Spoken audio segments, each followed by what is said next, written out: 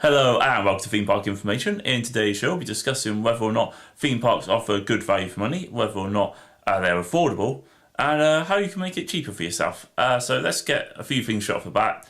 Food or drink, merchandise, that sort of thing will always be pretty damn expensive at any theme park. It's because you are a captive audience. You literally are kind of isolated from the rest of the world while you're in a theme park. You have like a pay gate. You're usually out in the middle of nowhere or in the outskirts of town. So you really are kind of like quite isolated, which means they can charge you a pretty exceptional fee for any product you like. So it's why I usually praise any sort of theme park which has drinking fountains around the park, because it means you can stay hydrated for free and not have to fork out for like getting like a bottle of Coke or something like that. Obviously, it's one of those things. I expect merchandise to be expensive as well because people want to remember their day at the park.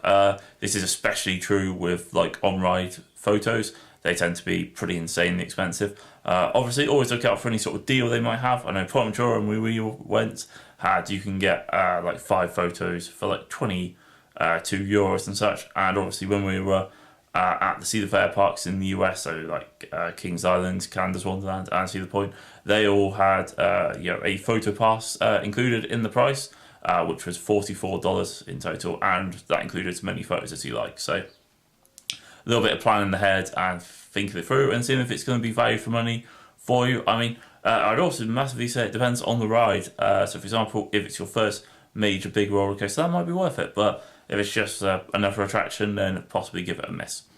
Now, obviously, the main crux of this argument is obviously going to be ticket prices. To get in the park, they tend to be pretty expensive. Now, obviously, there are several voucher codes which you can get, which obviously make that a lot cheaper at the minute. Like Phantom in the UK, you can get tickets for Alton Towers and Thorpe Park with £25 off.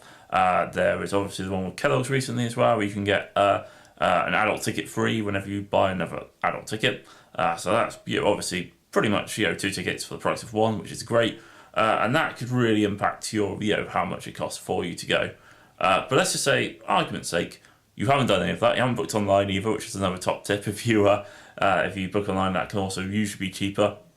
I mean, in the case when I was looking at the California theme parks, it was literally a case of saving like $30 or $40. It can be insanely cheap booking online.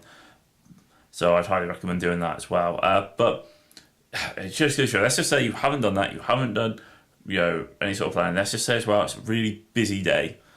So you're pretty much unprepared. You're there on a busy but somewhat still quite miserable day. Maybe there's a few ride breakdowns. Maybe they're only running one train, and suddenly that 50 quid or so to get in, which only ever seems to go up, by the way, how much it charges for the entrance fees for most parks. It always only goes one way, that's up on the whole. And it usually just creeps up, so it will be like 50 pounds one year, and then next year 52, such like that. So let's just say, all in all, not looking good. At that point, they're really expensive. It's not a viable cost to enjoyment ratio, if you like. If you think that most roller coasters are somewhat short, they're usually around 45 seconds from the second you leave the lift hill to the moment you hit the brakes. So you think about that. Alton Towers has probably 8 major roller coasters, we say, so you look at it and you're like, wow, that's like a very fraction of the amount of time you could be queuing and walking around that day and stuff like that. I mean, that does assume that they're the only rides you go on, but it just doesn't quite work in that sense. But the other side of the coin is, you and your friend go to Thorpe Park, you pretty much have a voucher to get in free. Happy to be on a quiet day. There's nice weather. The operations at the park are really on point, so they're running like 2 trains. It's not particularly busy. You literally can get on loads of stuff, and suddenly, for pretty much almost the same experience, with a bit of pre-planning and maybe a bit of luck, you end up, having a far more, beneficial day, a far more enjoyable day, which is far more, worth it in some ways. I mean, obviously, for example, if you had something like the season pass, that would kind of negate going, even if it was a bad day, you could be like, I could take it or leave it. It was one of the things which made our time in Cedar Point so, perfect. It was we went like 4 days in a row, and you didn't necessarily matter if you were queuing for like 45 minutes for a roller coaster, because you could go on it again tomorrow, or anything you miss, you can go on it tomorrow. And that makes a huge difference whether or not it's worth it, and whether or not you're actually getting value for money in that sense.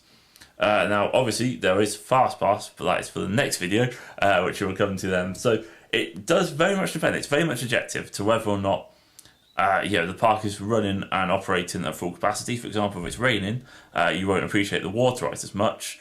Whereas as well, if it's raining, the roller coasters aren't quite so good, the thrill rides aren't quite so good, so you're probably not getting as much value for money there. I mean, obviously, food wise, most theme park food is quite good, but it's still going to be quite expensive. And there's no real way around that, unfortunately. Now, merchandise is going to be expensive, but you don't have to buy it. You can easily go without it. It's the same for an on-ride photo.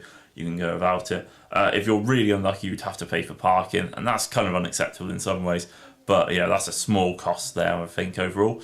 So yeah, pretty much, to answer the question, it very much depends on when you go. You could actually have a really poor day at a theme park if you pick the wrong day, or you could actually have a really good value for money day as well. So hopefully you guys enjoy, and I'll catch you on the next video. Goodbye.